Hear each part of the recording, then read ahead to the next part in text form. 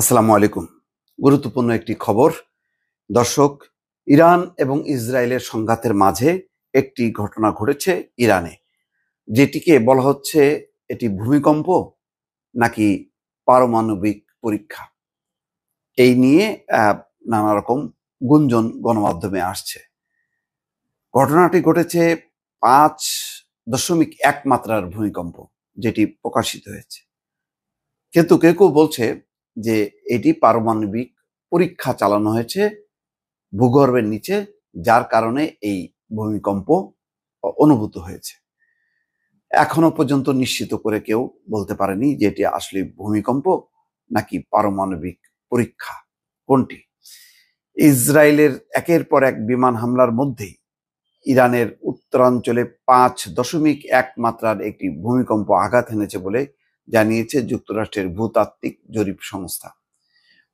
ভূমিকম্পটি ভূপৃষ্ঠ থেকে 10 কিলোমিটার গভীরে এবং ইরানের সেমনান শহর থেকে প্রায় 37 কিলোমিটার দক্ষিণ পশ্চিমে সংঘটিত হয় বলে জানায় ইউএসজিএস জানিয়েছে। তবে ইরানের তাসনিম বার্তা সংস্থা ভূমিকম্পের মাত্রা 5.2 বলে জানিয়েছে। ভূতাত্ত্বিক জরিপ সংস্থা জানায় ইরানের কোম প্রদেশে অবস্থিত ফর্দো পারমাণবিক স্থাপনার কাছাকাছি ভূমিকম্প আঘাত হানে। ভূমিকম্পের প্রভাব রাজধানী তেহরান পর্যন্ত পৌঁছায়। ভূমিকম্পের উপকেন্দ্র ছিল সেমনান শহর। এটি তেহরান থেকে প্রায় 145 মাইল পূর্বে। কম্পনের তীব্রতা হালকা ছিল এবং এ পর্যন্ত কোনো ধরনের ক্ষয়ক্ষতির খবর পাওয়া যায়নি। এটি একটা পরীক্ষার গুঞ্জন, পারমাণবিক পরীক্ষা বলেও অনেকে বলছেন যে ভূগর্ভের নিচে পারমাণবিক পরীক্ষা চালিয়েছে ইরান, তার ফলে এই ভূমিকম্প বা ভূকম্পন অনুভূত হয়েছে। সামাজিক যোগাযোগ মাধ্যমে ভূমিকম্পকে ঘিরে নানা গুঞ্জন ছড়িয়ে পড়েছে। আসলে পরিস্থিতি এমন যে ইসরায়েল এবং ইরানের মধ্যে এই যুদ্ধের নানা ঘটনা ঘটছে, ফলে একেবারে কোনো কিছুকেই উড়িয়ে দেওয়া যাচ্ছে না। আর যেহেতু সঠিক সংবাদ সব পক্ষই নিয়ন্ত্রণের মধ্যে রেখেছে, ফলে গুজবের ডালপালা মেলেছে, নানা রকম অতিরঞ্জিত খবর প্রকাশিত হচ্ছে।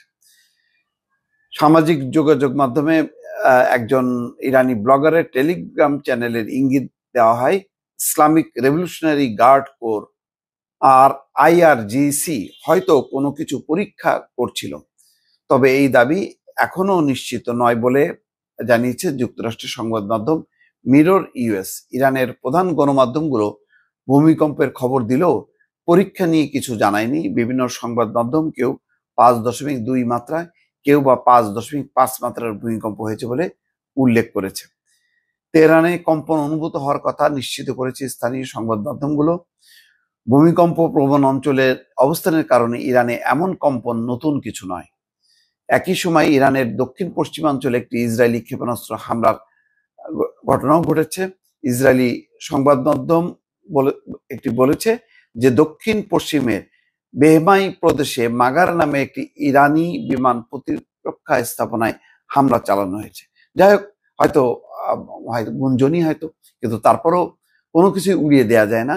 নিশ্চয়ই বিশ্বের নজর এবং যারা বিশেষজ্ঞ তারা নিশ্চয়ই এটি নিয়ে গবেষণা করবেন যে এটা আসলে পারমাণবিক পরীক্ষা নাকি ভূমিকম্প ছিল। দর্শক, ভালো থাকবেন। আল্লাহ হাফেজ।